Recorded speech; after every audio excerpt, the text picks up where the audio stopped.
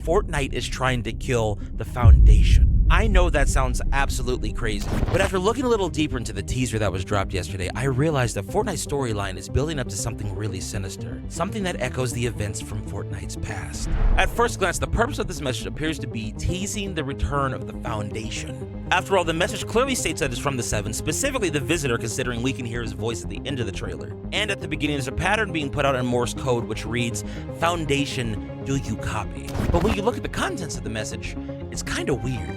And I'll get into why in a moment, but let's look at specifically what's being said here. This is a roadmap of many in-game live events building up to the release of Season 2. Each line has a date with a corresponding event, and when you line it up with some of the leaked footage that we've already gotten, it actually makes a clearer picture. For example, on March 7th, the Ordnance deployed.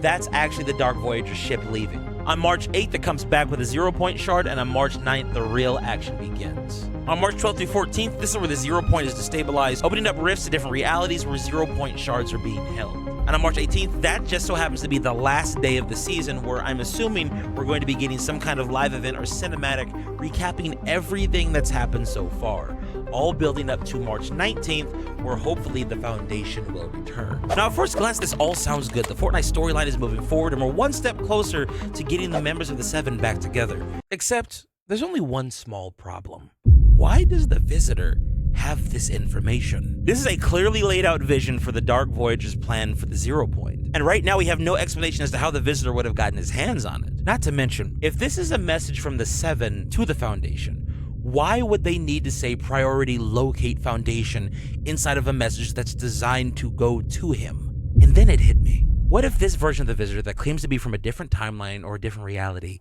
isn't? What if he's actually our Visitor? Altered, corrupted, and working as a spy for the last reality.